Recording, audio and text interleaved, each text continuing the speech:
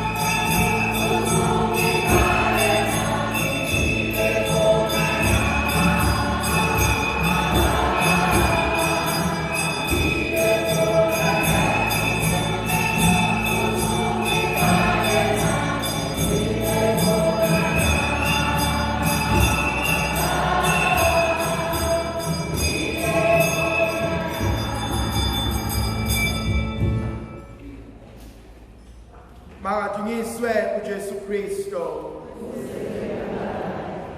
Namhlanje thandwa sami ngifisa ukuba sibuke incwadi yevangeli lika Johannes isahluko sesibili ivesi lokuqala kuze kube 11. Uma sibukisisa kahle lencwadi yevangeli lika Johannes isahluko sokuqala sikhuluma ngolizwi. Eqaleni wayekhona ulizwi. Ulizwi wayekuNkulunkulu. WayenguNkulunkulu. Konke kwadalwa ngaye. Wafika ezweni kodwa umhlaba awukamkelanga. Wafika kwabakubo kodwa abakubo abamamkelanga. Chapter 1 verse 14, izwi laba inyama lahlala phakathi kwethu sabona inkazimulo kaNkulunkulu. uJohannes usixoxela indaba ngokufika kukaJesu oyilizwi laphakade owenza konke noqaqa konke nolungisa konke. Kodwa ufisa ukusixoxela ukuthi kwisahluko sokuqala izwe alimamkelanga. Thandwa zami, kuyangimangaza ukuthi isahluko sesibili into yokuqala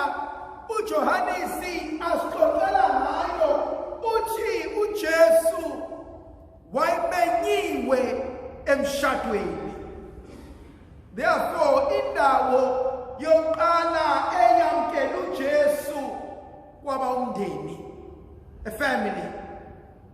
So umbuzo engiwubuzayo uthi ikhona yini indawo kaNkulunkulu emndenini wami?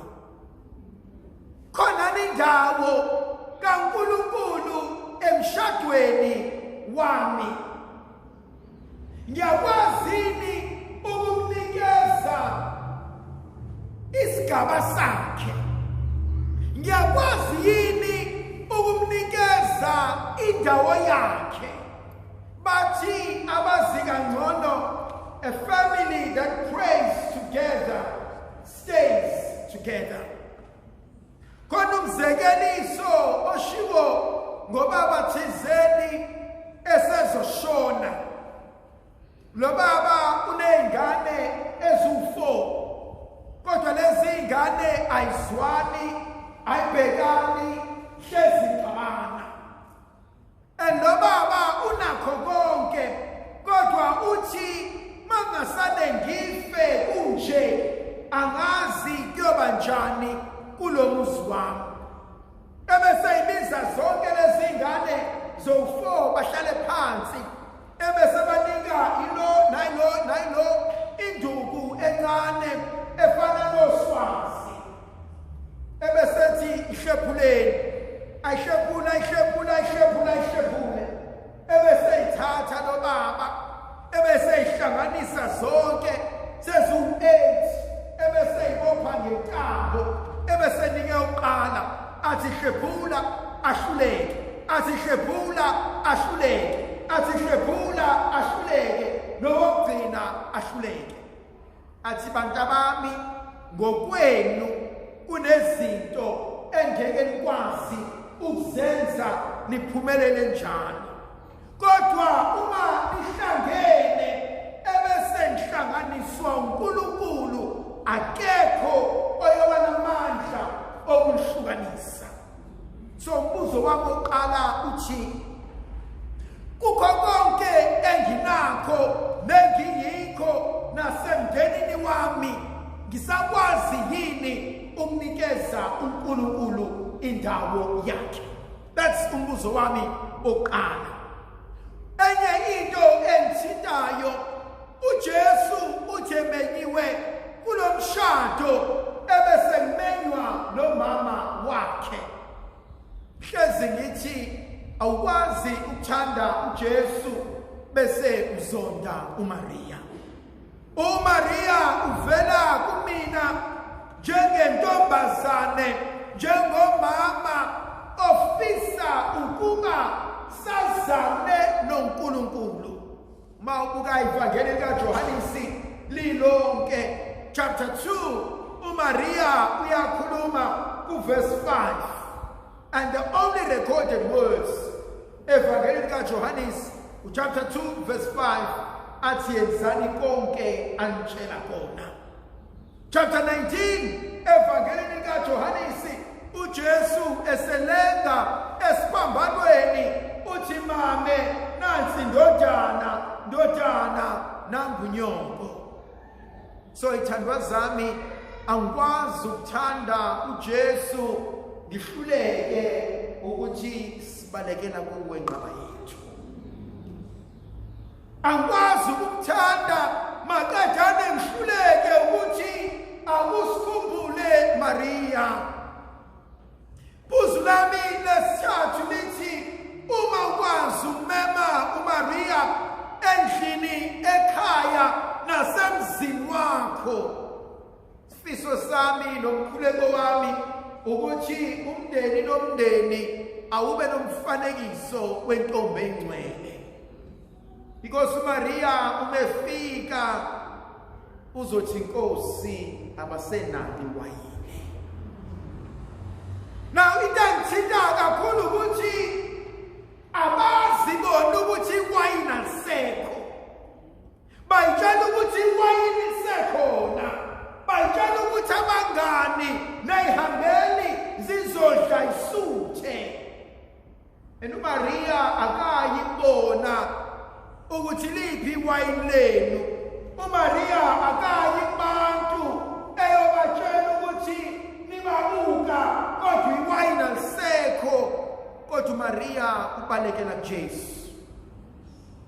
uthi mntanami fihla ihlazo labo emehlweni abantu. Uthi mntanami uma singabenzeli lokhu izwe lizohleka. Ey'thandwa zami kunabantu esithi masambe endaweni yokukholwa ogama labo lithi soke sibone.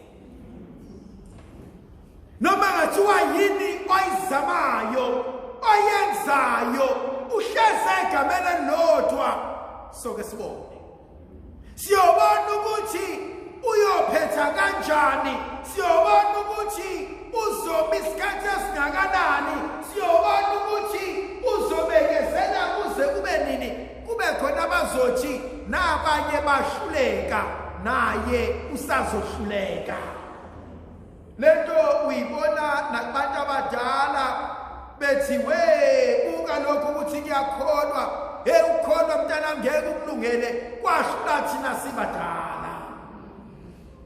Emhlabeni umasamba kunabantu abayohlezi befuna ukubona ukuhluleka kwakho endleleni.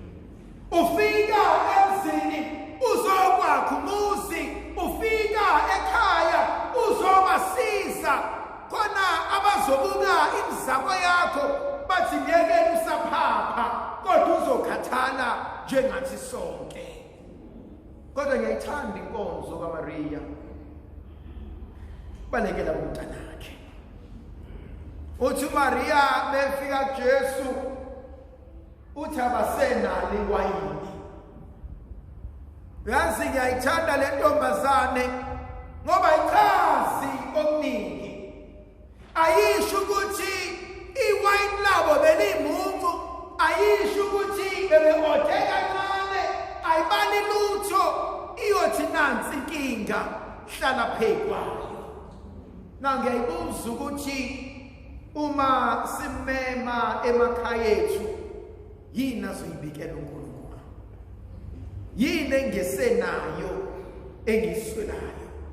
Mhlawumbe abanye uzothi kulomuzi engene kuwona wase kwabanda, mhlawumbe abanye uzothi kulomuzi engene kuwona abasenakho ukuthula, mhlawumbe abanye kulomuzi engene kuwona bebeswela ukuxola enhlizweni zabo, mhlawumbe abanye kulomuzi engene kuwona ave becabanga usuku nemini, mhlawumbe abanye kulomuzi engene kuwona abasenayo imisebenzi, mhlawumbe abanye kulomuzi engene kuwona bashonelwa abantwana, mhlawumbe abanye kulomuzi engene kuwona sebeyinhlekisa nasemndenini. Kodwa iyodwa inkonzo azoyisho umntana Maria, uthi vala umlomo ngizohamba ngiyoyibika indaba yakho kuyena ophethe impilo zethu. Thandwa zami yangithinta le nkulumo ngoba ngibuka laba abaplana umshado wabo. Akekho umuntu ohlakaniphile oplana umshado athi endleleni ngifuna ukuphelela ukudla. Yilo nalowo oplana umshado wakhe wenza sure ukuthi ukudla kuzobanela abantu, ngoba akafuni ukuba kuhlekiswe ngaye, akafuni enziwe ama-examples, akafuni kugigiyelwe ngaye kuthiwa salambe emshadweni wabo. But kunento engithintayo ukuthi nathi ngokunjalo sitshela ukuthi sinakho konke kwanele, bese siyakhohlwa ukuthi umuntu ngumuntu ngabantu. Khona isifo esihlale sisingenele, inkonzo yokuthi angincengile. Khona lomkhuba othi vela ungiphakele, vele angidli kini, vele awungiholeli. Ukhohlwe sithandwa sami ukuthi uNkulunkulu ave yixoki. uNkulunkulu akanqeni ukushiya ukhiye ozokhipha isisombululo kwinkinga obhekene nayo kwisitha sakho ozizondayo nosibukela phansi. Khona omunye umuntu obukeka edelelekile emehlweni abantu, kanti yena muntu onesombululo senkinga obhekene nayo. Khona omunye umuntu ongaba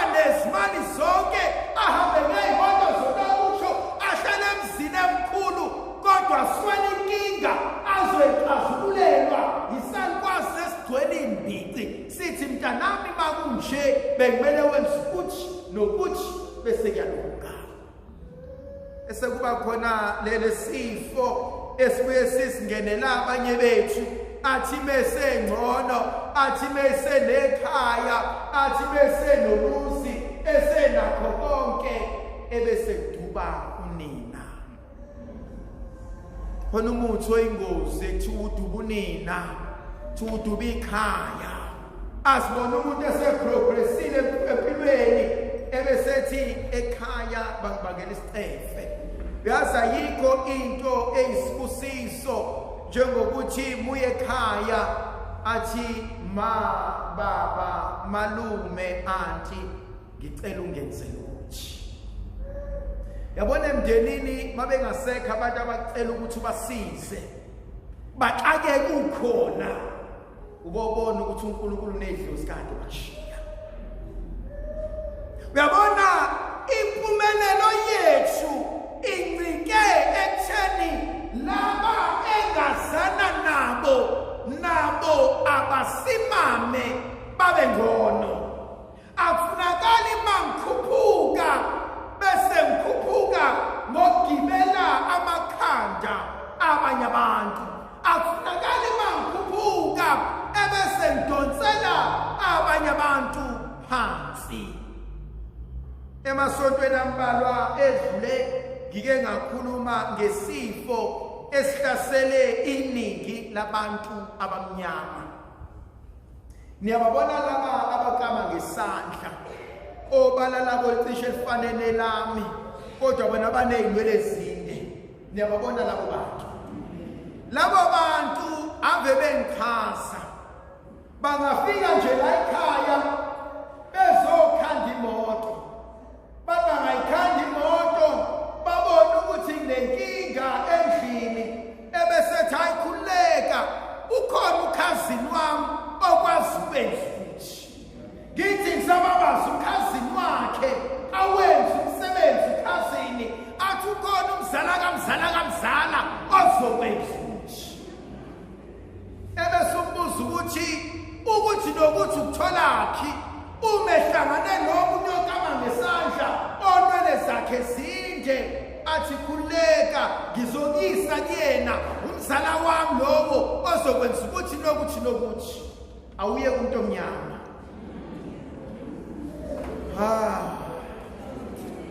ngikakuhle emahashahasheni kulezinsuku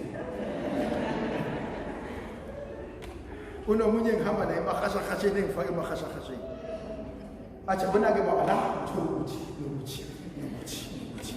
ngithi ba usaselapho zonke lezi zinto lezi athi hey baba ukuhamba ukubona angisokhona lesipho ebekumele uNkulunkulu asambulela umuntu omnyama ukuthi uma ngikwazi ukuxosha lezi zinto ngayidayisa lapha ngihlulwa yini na ukukhombisa akuxoshe uyodayisa nawe lapha